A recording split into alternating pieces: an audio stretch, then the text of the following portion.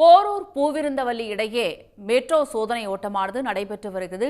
Downlink வழித்தடத்தில் முதன்முறையாக இந்த சோதனை நடைபெற்று வருகிறது. முதல் 2 கட்ட சோதனை ஓட்டம் அப்லிங்க் வழித்தடத்தில் தற்போது நடைபெற்றது. இந்நிலையில் தற்போது சோதனை ஓட்டமானது நடைபெற்று வருகிறது. போரூர் பூவிருந்தவல்லி இடையே ஓட்டுநர் இல்லா மெட்ரோ ரயிலின் 3ஆம் கட்ட சோதனை ஓட்டம் நடைபெற்று வருகிறது. இது பற்றிய மேலும் விவரங்களை தருகிறார் நமது செய்தியாளர் பரத். முழு விவரம். சென்னையில் போக்குவரத்து நெரிசலை குறைப்பதற்காக மெட்ரோ ரயில் திட்டமானது கொண்டு வரப்பட்டது.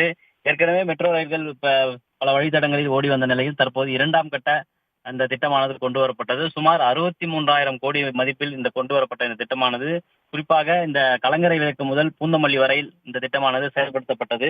2 ஆண்டுகளாக நடைபெற்று வந்த நிலையில் தற்போது அதன் முதல் கட்ட பணிகள் நடைபெற்று வருகிறது. குறிப்பாக பூந்தமல்லியிலிருந்து போரூர் வரை முதல் கட்டமாக இந்த ரயிலை இயக்க திட்டமிடப்பட்டு அதற்கான பணிகள் விரைந்து நடைபெற்று வந்தன.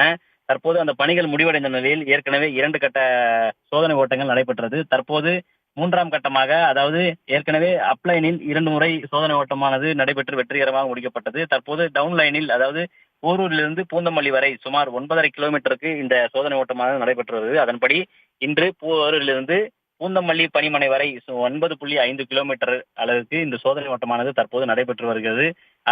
அதற்கு இந்த மெட்ரோ ரயிலானது ஓட்டுநர் இல்லாத இந்த ரயிலானது உருவாக்கப்பட்டு அதன்படி இங்கு அந்த சோதனை ஓட்டமானது நடைபெற இருக்கிறது.